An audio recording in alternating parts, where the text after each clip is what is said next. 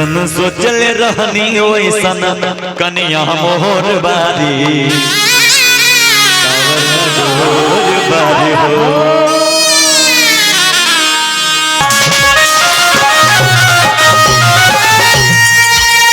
बाटे गोरे गोरे का कोमल उठे लालेला हौसली तगली यहाँ पर बुलाइए चिका सखा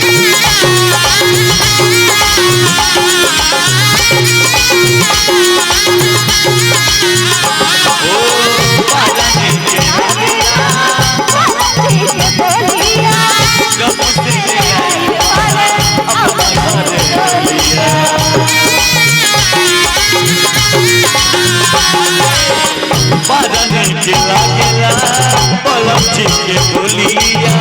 जब से ले आई अपना घरे बोलिया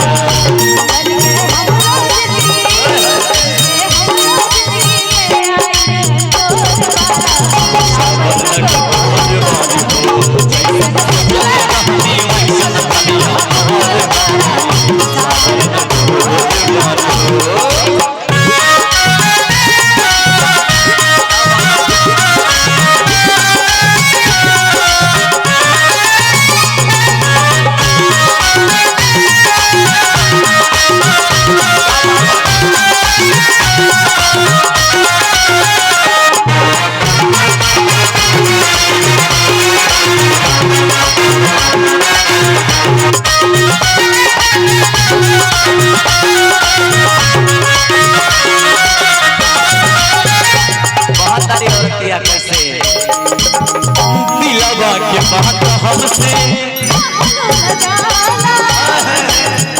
और लगला दिल जिगराला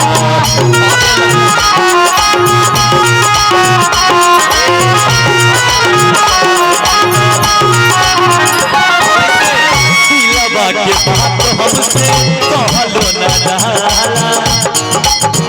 और लगला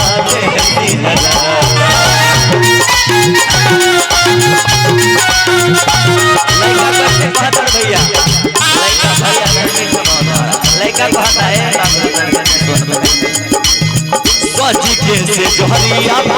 चमकोरी बैठेली रही रही दिलवा में जब जब रही